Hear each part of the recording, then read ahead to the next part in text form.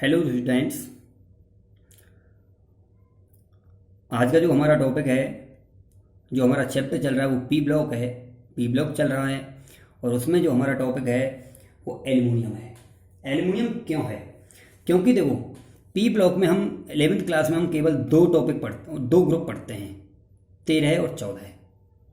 अब 13 ग्रुप जो है वो चल रहा है। उसमें हमने पहले पूरे ग्रुप के बारे में पढ़ा, फिर उसके बाद हमने पढ़ा किसके बारे में?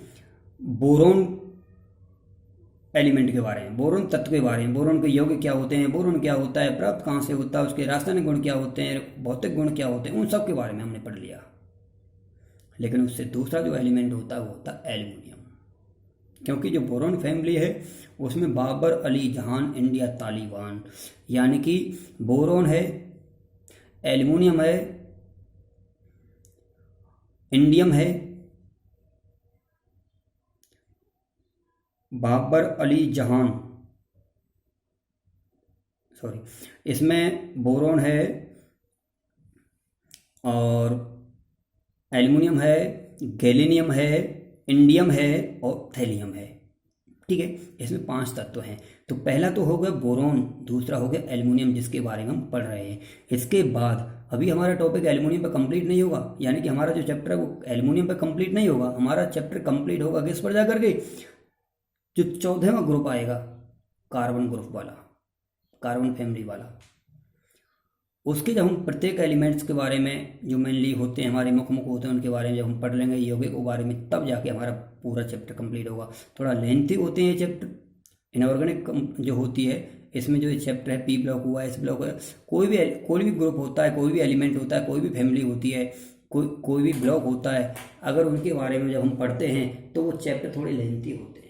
क्योंकि प्रत्येक तत्व, अब ये 10वीं क्लास तो है नहीं जो कि हमने एक पीरियड ऑफ टेबल के बारे में पढ़ लिया। पीरियड टेबल का उपयोग क्यों है, क्यों इसकी आवश्यकता हुई, क्या इसकी ज़रूरत थी, ये तो है नहीं। जैसे जैसे हमारा क्लास का स्टैंडर्ड बढ़ता है तो हम थोड़ा डीपली जाते हैं उसमें, प्रत्येक टॉपिक में थोड़ा डीपली जाते हैं, इसलिए थोड़े लेंथी हो जाते हैं। ओके, तो देखो, एल्युमिनियम प्राप्ति सन 1827 में होलर द्वारा एल्युमिनियम धातु को प्राप्त किया गया था। परमाणु क्रमांक जिसका 13 होता है, प्रतीक चिन्ह Al होता है, परमाणु भार जिसका 27 होता है। इलेक्ट्रॉनिक विन्यास के बारे में पढ़ते हैं तो इसका एटॉमिक नंबर 13 होता है।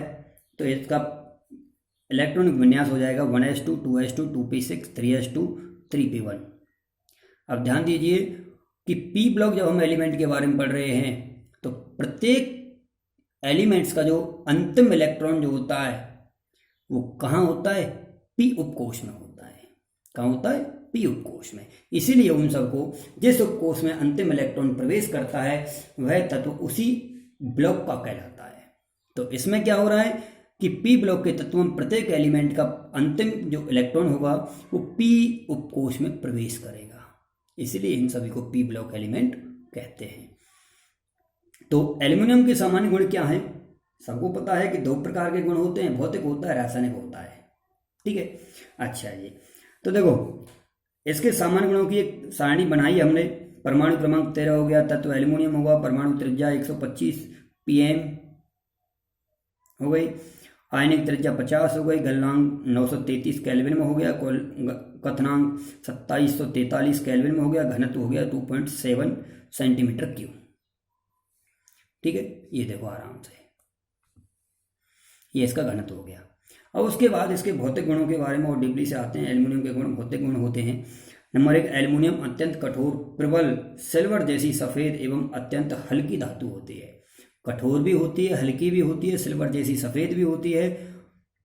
नंबर 3, इसमें आघात वर्धनता और तान्यता पाई जाती है।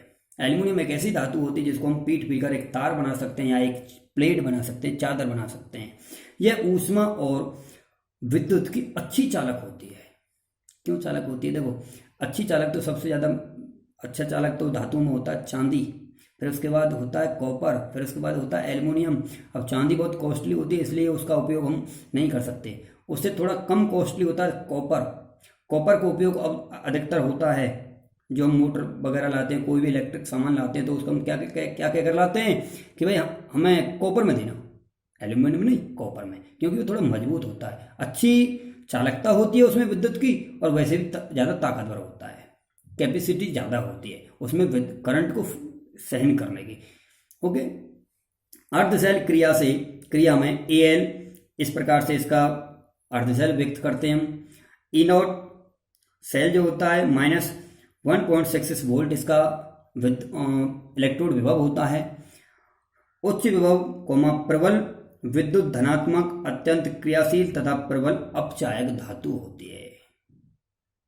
ओके, ये अब हमारा जो टॉपिक चला है आज का वो चला है एल्युमिनियम। अब हम एल्युमिनियम के बारे में पढ़ेंगे, एल्युमिनियम के भौतिक गुण पढ़े, रासायनिक गुण पढ़ेंगे, प्राप्ति पढ़ लिया, इलेक्ट्रॉन विन्यास पढ़ लिया, फिर उसके आगे चल के हम इसके यौगिक पढ़ेंगे, यौगिक के फिर भौतिक गुण, रासायनिक गुण, बनाने की विधि, वो सब के बारे में पढ़ेंगे। ठीक है, ओके, थैंक यू।